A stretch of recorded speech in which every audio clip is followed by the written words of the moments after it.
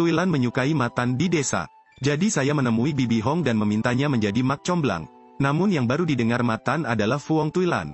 Lalu wajahnya langsung berubah, menggunakan alasan untuk mengatakan Tuilan sangat baik dalam pekerjaannya. Saya khawatir saya tidak tahan. Bibi Hong meninggalkan rumah Matan dengan kecewa. Adegan ini dilihat oleh Kepuong. Jadi ibu Kepuong menyuruhnya untuk menyerah. Mulai sekarang, jangan pikirkan Matan lagi. Matan melihat Kepuong lewat. Dia mulai berbicara tetapi Kepuong berkata dengan dingin. Jika Anda ingin menikahi wanita lain, maka jangan berhubungan seks denganku lagi. Matan segera menjelaskan. Kepuong mengetahui bahwa orang yang melamar adalah Tuilan. Dia langsung tertawa, menanyakan Matan apakah dia takut Tuilan terlalu baik. Saya khawatir saya tidak akan mampu menanggung beban itu di kemudian hari, bukan? Matan segera pergi dengan marah. Matan menolak, Tuilan mendatangi teman dekatnya. Dia benar-benar tidak setuju.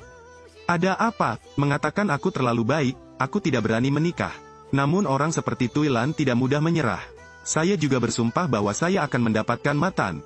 Ada juga suatu hari, aku akan membuatnya meminta untuk menikah denganku dan pulang.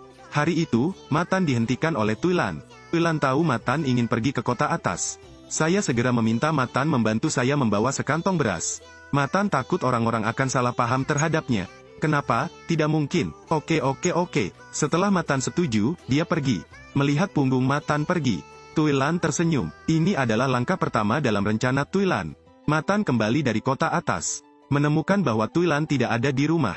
Jadi dia pulang dan membawanya kembali nanti. Setelah membawa pulang anaknya, Tuilan melihat nasi berjatuhan ke tanah.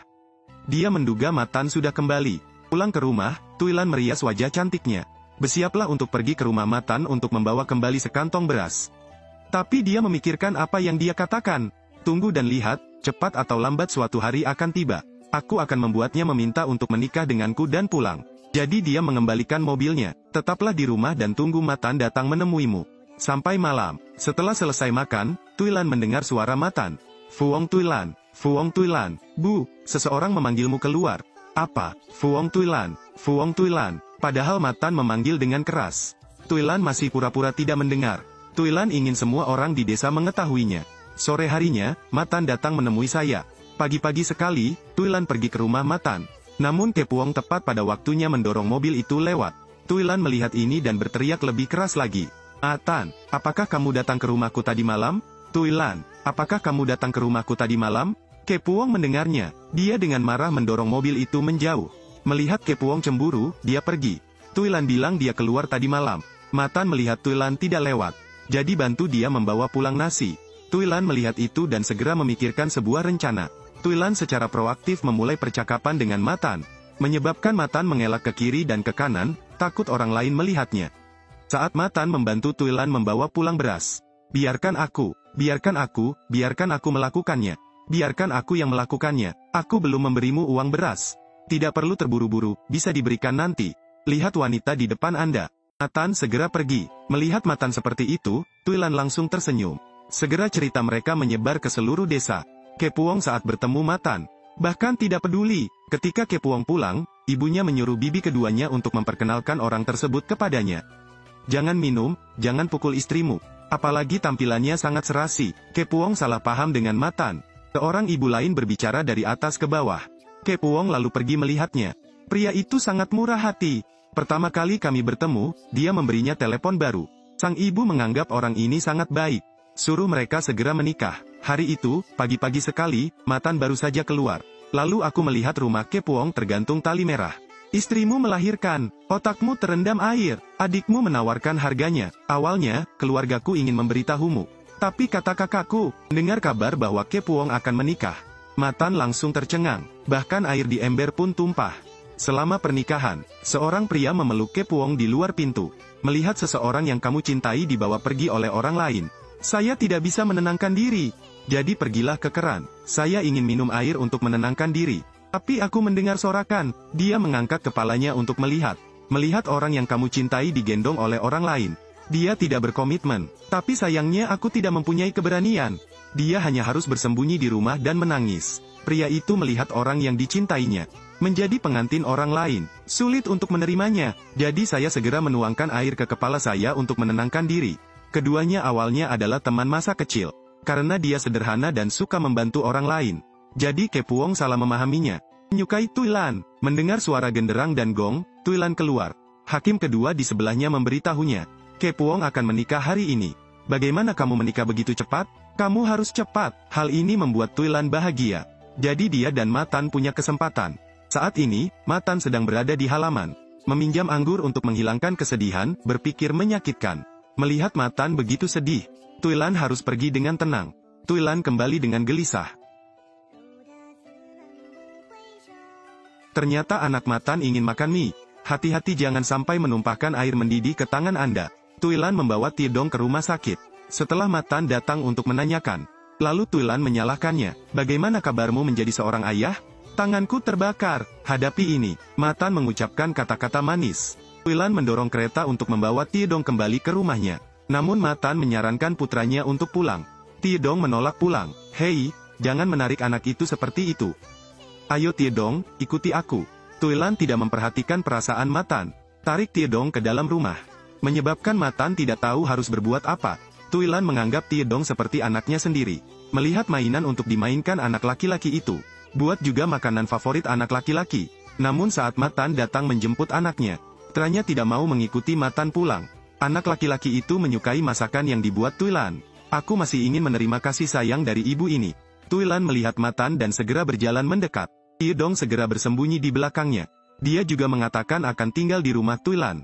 Menyebabkan Matan tidak tahu harus berbuat apa. Melihat anakku begitu dekat. Segera saya sangat menyukai Tuilan. Namun cerita ini segera menyebar. Putra Matan, berapa hari kamu berada di rumahmu? Aku bilang, kalian berdua memang begitu. Anggap saja aku tidak mengatakan itu. Tiba-tiba Bibi Hong datang ke rumah Tuilan. Terlihat bahagia, dia meletakkan kain itu. Ingat saat itu, saya pergi ke rumah Matan untuk menanyakan tentang pernikahan. Dia tidak setuju, tapi sekarang kamu memintaku untuk melamarmu. Katakan padaku apakah itu menarik atau tidak. Bibi Hong telah menjadi mak comblang bagi banyak orang sepanjang hidupnya. Tapi ini pertama kalinya melihat ini. Tuilan dan Bibi Hong menyeringai. Tuilan mengungkapkan kegembiraan di hatinya.